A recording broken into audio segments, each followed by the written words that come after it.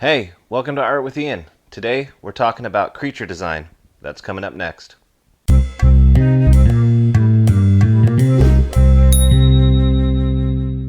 Alright, welcome to episode 5 of the creature design series. Today we are talking about shading. So how to basically show off the forms of your creature design with light and shadow.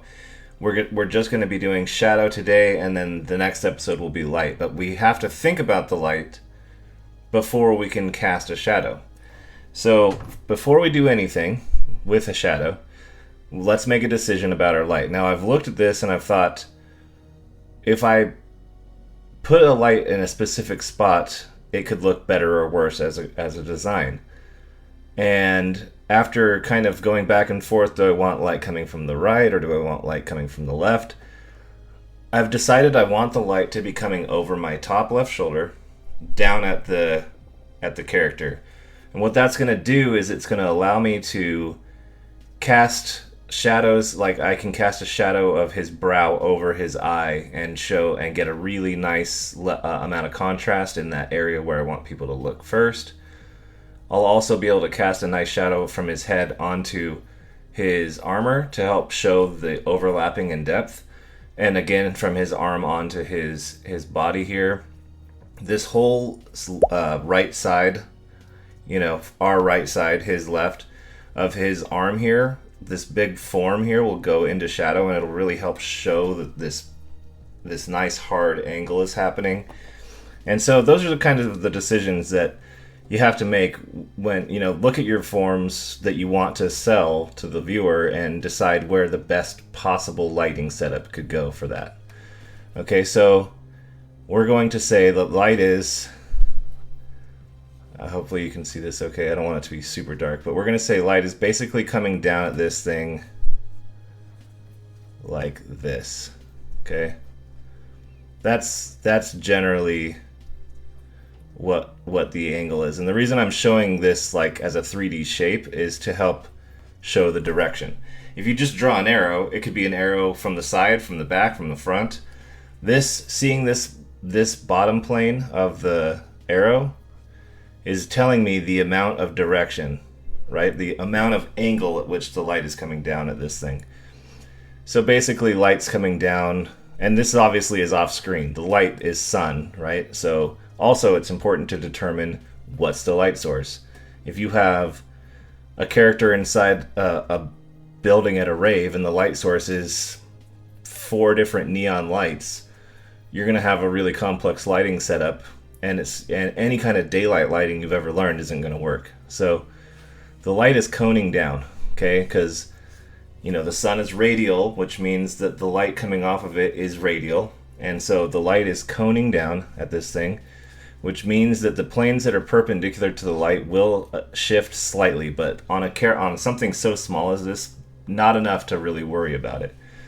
So with the light coming down like this, that means planes perpendicular to the light, like this is actually more perpendicular, right? They're going to catch the most light. And then as the planes turn away, they're going to catch less and less and less and less light until they're actually in shadow. So we'll go over it in more depth as I start working. So let's go ahead and get into that. I'm going to go ahead and take everything I did in the last episode, which I'll put a link for that if you want to check that out before you get into this. Everything I did in the last episode is these layers here that I'm about to select. I'm just going to put those in a group to make it more manageable and name this creature, if I can type. And then I'm going to hit Control J to make a copy and just merge that group and close this one. So now I have that safety net. Like if I want, I can go back to my group if I realize some glaring issue or whatever. I always like to work that way. Non-destructive. Basically, you can always go back if you need to, and it just kind of keeps your confidence up. So I'm going to create a new layer over the top of my new creature, single creature layer, and I'm going to clip this down by holding Alt and hovering between and clicking. And I'm going to name this Shadow 1 because we'll probably do more than one shadow pass. And so it helps me keep those organized. And now I'm going to set my layer mode, which is here where it says normal. These are your layer modes. I'm going to set this to multiply. This is really important. The way this process we're going through, where we laid down some initial texture ideas before the shadow, if you want this to matter, you need to use the multiply layer mode, or you'll just as you start to lay your shadows down, you'll just destroy everything you've previously built up. So we've got our layer mode set to multiply, and now we have to go, is the light sunlight or is something else? Is it warm light or is it cool light? I'm going to go with a pretty basic kind of genero setup here, which is sunlight, just regular old sunlight. This thing lives outside. It's probably lives in marshes, so it could get kind of cloudy. I mean, some good setups for it could be like kind of cloudy and murky and stuff, but I'm not going to go there with it because that would be more like full environment painting style. And so the light's somewhere in here in these warms, which means now I need to push my shadows into the cools, because when you have generally speaking, the standard is when you have warm light, you have cool shadow. When you have cool light, you have warm shadow. But time of day dictates. Okay, so if the sun is going down and it's getting less powerful in the sky, that will allow more blue ambient light from the sky into the shadows, and therefore the shadows will start to really cool down. But my angle of light is saying that the sun is, yes, going down to some degree, but it's not straight up sunset. So I have to be careful not to cool the shadows down too much. So let's start somewhere in here. I like the first shadow pass to be pretty, I like to find my big shapes, so I don't want it to be super dark. So we can try that. And I'm going to get my chalky render brush, as always. And let's just go ahead and start finding the biggest shapes. Okay, so what do we know for sure is in shadow? Well, we know the light's coming from over here, so as soon as we get to about here, we're going into shadow, right? This starts to really turn away. The form starts to turn away from the light. Okay, so we know that, and then this under here wouldn't be able to catch light because it's a big ridge of shell, and then this form bends into the light. So we want to show that transition. That's going to be a great transition of shadow and light right there. So this side of his head, we can just say from the brow down is in shadow, and then probably under here, probably just in general that area right there, and then the left side of his beak, well, our right, his left, and then his head is going to cast some amount of shadow onto his body right here. Then this is all turning away from the light. This is probably going to catch some light, and then right around here stop. So we'll just kind of, and I want to sell like a little bit of an indent in his shell form right there. So we'll just, for now, we'll just push that into shadow just to help break these two bits up. And then everything over here behind his arm is in shadow. And then, yeah, just carry on basically down, and then we want to see his leg pop back into the light. Where we show the light and the shadow coexisting is where we sell our cast shadows, and we want those cast shadows really help make our forms more, or our whole design look more believable, because we see a lot of cast shadows in real life. So this knee, cast shadow. It's a great opportunity for a cast shadow onto his foot and the rest of his leg. I might leave a little of his heel out into the light just to try and see if I can help push his stance a little bit, like there's some depth going on, right? And then his foot here that falls back into shadow. This has width, so we want to show the viewer this width right here.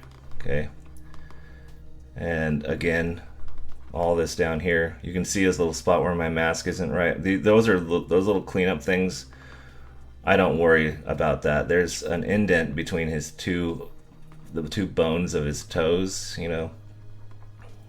into his foot right through there.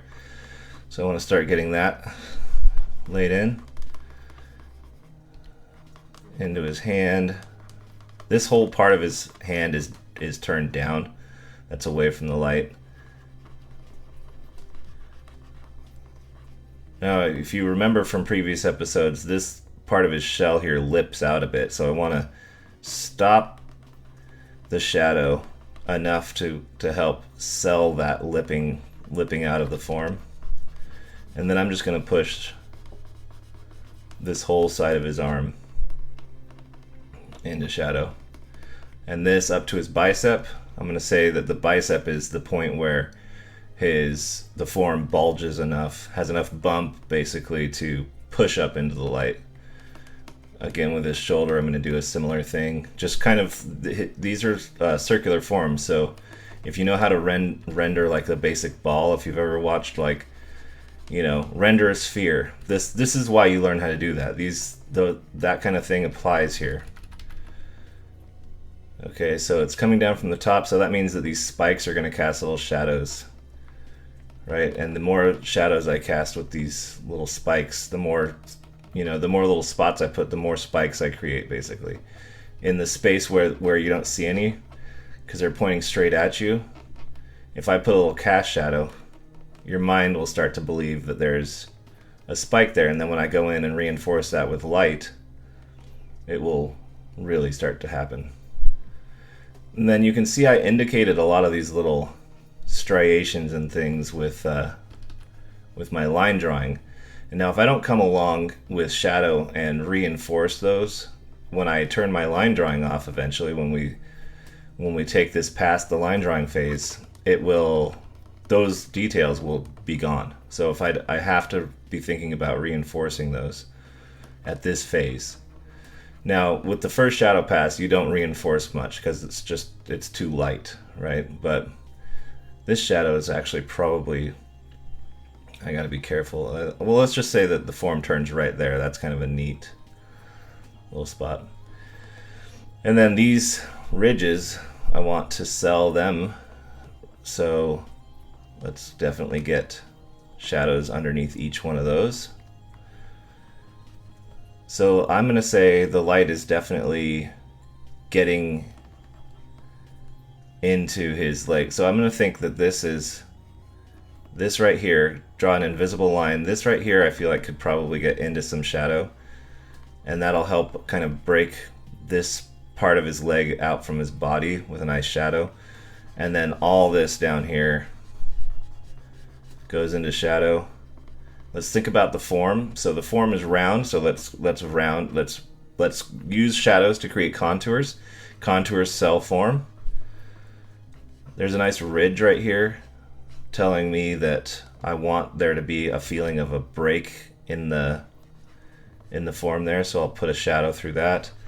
Then all this goes into shadow, just like the other one. We're creating our cast shadow off the leg onto the foot.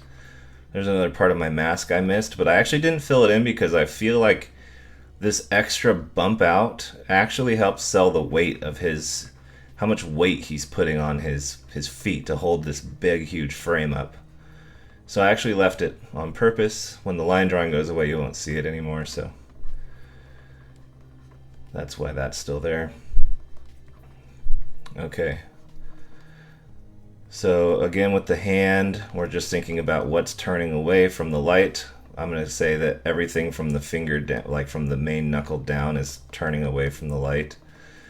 That way we can create a clear visual plane change. And a ton of what we're trying to accomplish here is to inform the viewer. Like obviously to some degree we also want to make a cool looking design, but honestly we're trying to marry the two ideas of creating a cool design and informing the viewer at the same time so that they can understand what it is what you were thinking when you designed it. So I'm going to say that this bulges out here enough that the light stops hitting it all the way just right there. And again, this is the same design, this is the same form as this form, but we stop seeing it at the ridge. This ridge line right here is this line here. So we have to think of it differently. We're thinking of it more as an isolated form, like we would think of this one on this side, where that's actually in the light. So I'm just trying to show the viewer that it's round right now. I think in here we might have a bit of occlusion shadowing, where just stuff is getting so close together, light's struggling to get in. And also there's a lot of wrinkles and things right here, and if I don't establish some decent shadows, I'm not going to be able to sell those rippling forms. When I hit with light, if it's just all light, it won't look like anything's happening. If it's all dark, it won't look like anything's happening. So laying in shadow now to remind myself I want to get in there and really sell some skin folds and things like that, because there's a lot of activity happening in this part of his body. This is where his arms are. He moves his arms for just about everything he does, right? So there are a few little ridges I put in with my line work here. And again, like I mentioned up here on the shell, if I don't start selling that stuff with the shadow, then when the line drawing gets turned off, they go away. And right now the line drawing is still doing a ton of work to tie down this design. Like there's a ton that you just wouldn't see if I turned it off. Got a little shadow in here where I don't want it. So let's go ahead. Oh, I'm going to zoom in. I try not to zoom in too much when I first do this phase, but I want just a little bit. I want to show that this brow form rolls away from the light, right? We're giving it depth. That's a form change or a plane change, and that putting that ridge of shadow there tells the viewer what I want them to see. Tells them that brow is doing that.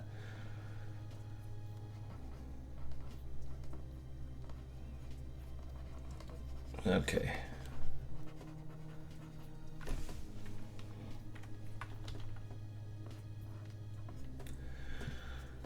Okay, so I think that's going to do it for the first pass. And you can see now, let's just go ahead and turn this off and on real quick. You can see how much form we've just given this creature, like just in our block out of the big shapes and in the shadows.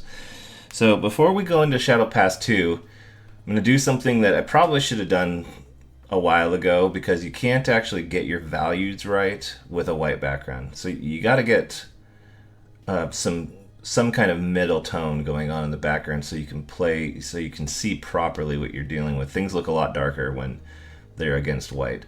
Also, I've got more canvas than I need now that I'm not using this canvas as a thumbnailing, a spot to thumbnail. So if you hit C on your keyboard, it'll bring up your cropping tool, and I'm just gonna say that those bits I don't need, and then I'm gonna hit enter, and that should make that go away, and then B to get back to my brush. So that seems a little bit more reasonable for what we're working with. Also, I'm going to reposition him, so I just need to click on the line drawing, the shadow, and the creature, and then hit Control T, and I can kind of adjust him in space a little bit here. Enter to accept that. All right, let's just quickly get a background happening that's not white. So I'm just going to do a simple 50% gray. Okay, so now you can tell already how much less powerful those shadows I just created really are. They're not, they look, oh, that's great. Anyways, they look a lot less potent. And that's important because once we get an environment, if we were to take this all the way to an environment piece, like a full painting, the environment's going to have a lot of, equal amounts of kind of light and dark and middle tones, and it's going to reveal the lack of depth that we have, if it's not there. So let's go ahead and create our second shadow layer, shadow 2. And get my brush back. Okay, so with our first shadow, we were way up here in the color. Very little blue because remember I said we're not late enough in the day for the shadows to truly really cool off a ton. But I do want, as the shadows get deeper, I do want to add a tiny bit of richness to them so it doesn't get too lifeless, I suppose.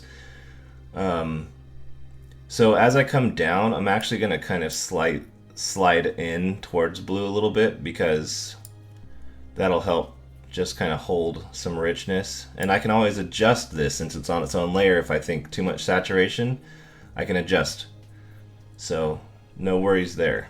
So it's just, that's one of the things that's amazing about digital art. One of the many is that you can try anything and with no fear whatsoever that you're going to ruin your piece. So always be open to trying things out, even if you're not quite sure, because that's how you expand yourself. Okay, so I'm just going to go for this and see how it looks.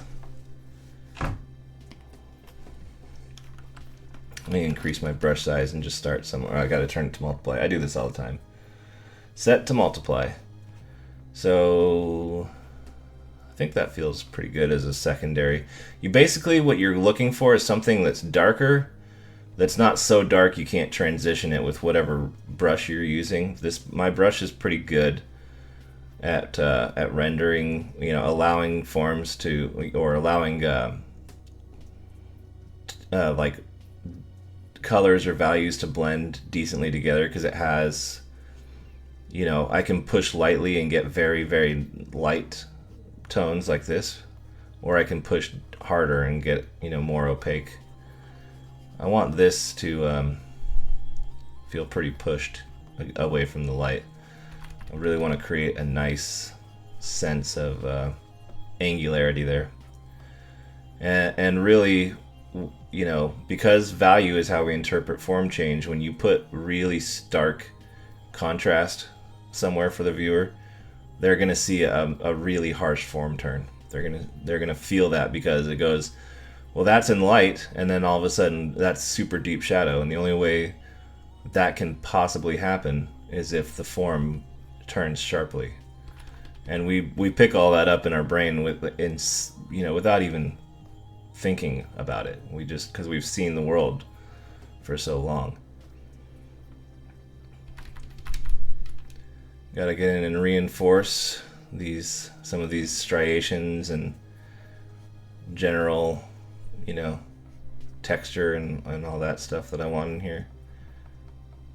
Reinforce some of these shadows. Some of these shadows I put in are literally, they don't even have a spike showing from the sketch. I'm just deciding they exist by putting the shadow of them in.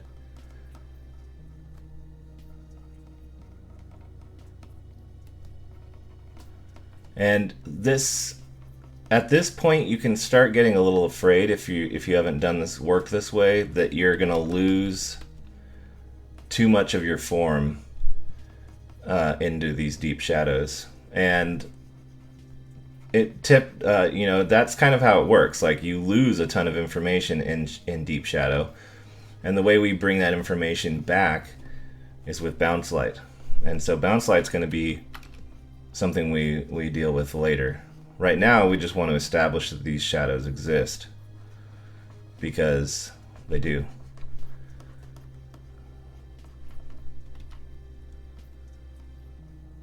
Big form turn there.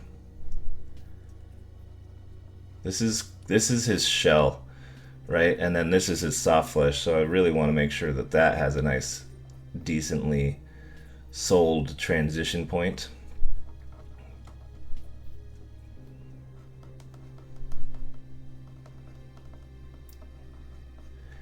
One thing I notice a lot in younger, or not necessarily young, but young in their art career, life, or whatever, is a fear of shadow.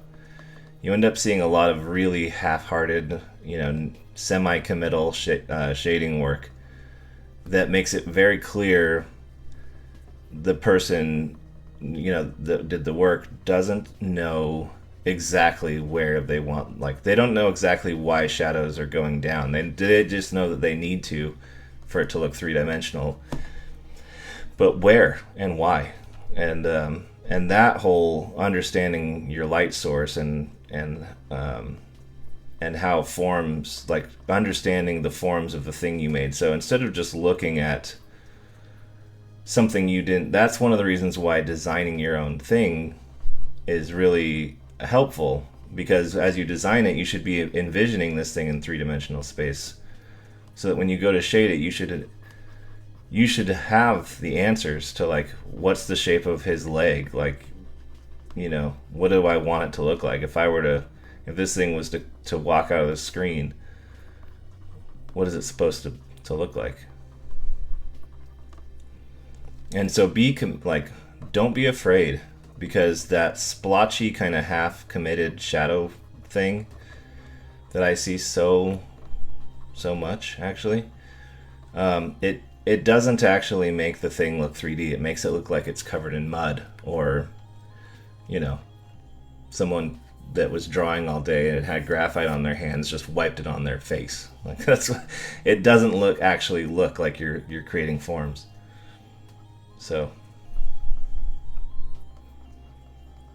be willing to commit with your shadows. I want him to have a cheekbone thing happening here, but not too pronounced. So I'm just starting to leave that little bit of something here. And again, that's all about creating contrast at the eye, right? I want people to look there. I mean, it's going to be their natural. It's going to be what they naturally do anyways. We look at eyes first, but you still have to help along that instinct with some good contrast. He's got some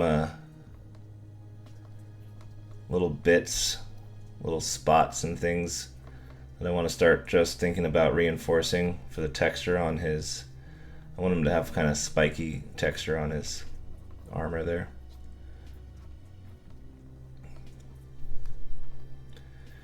Now, I don't know if I want to leave this. I don't know if I want light getting to this here. It might just help the silhouette if I just push it all the way into shadow right there and just let this kind of start to come back into the light.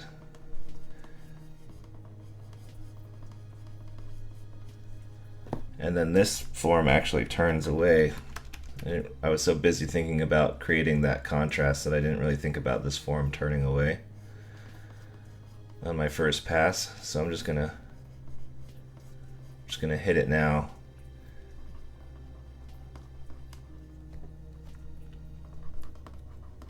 Get into there. Normally, in my normal workflow, right around now or so, I would be hitting this with my first lights, so that I could start to gauge the level of contrast that I'm creating.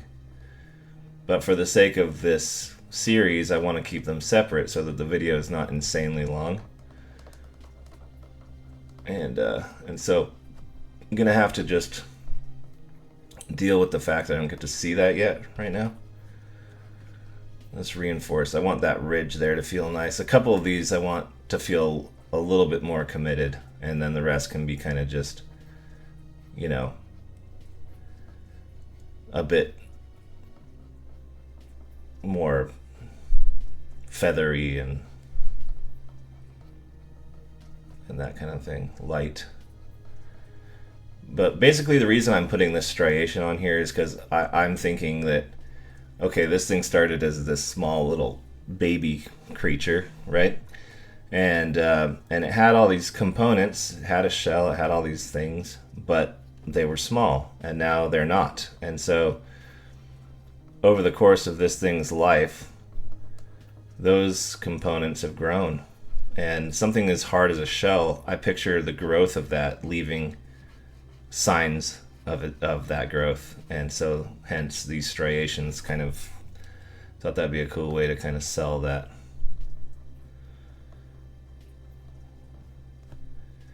Anyways, so we're kind of coming to the end of this one now. I could noodle shadow forever, like literally forever, honestly. But I don't want the video to be completely out of hand in length, and I think everything that's important to say about it I've probably said now. So let's just quickly remind ourselves what we started with. So turn off that one, turn off that one. We started here, and then we put in our first block out shapes pass, and then we came in with our second pass, and this pass is still actually blocking. It kind of follows the initial blocking pass, but in a way that's more so you can kind of transition and create halftones, and halftones are the thing that really shows that transition of form in bending and radial shapes. So that's why we start with that lighter first pass, just to make sure we establish a good shapes for one before we go full dark, and also so that when we do lay in our darker forms or our darker shapes, we have the ability to kind of gradate off of that lighter pass. So if I turned off the lighter pass, you can see what Shadow 2 looks like without it. It's just kind of, we're just kind of compounding these two passes together to create the full look we want. So that'll do it for this video. I hope you got something out of this. I hope this series is really helping you from start to finish as like how the full process really works, and you're getting something out of it for your own design ideas. If you did like this video, as always, like and subscribe. Leave a comment in the comment section if you have something to say about it, or you have a process that you want to talk about, and I will see you guys in the next one. If you enjoyed this video, don't forget to like and subscribe, share it with your friends, ring the bell for notifications of future videos, and I'll see you guys in the next one.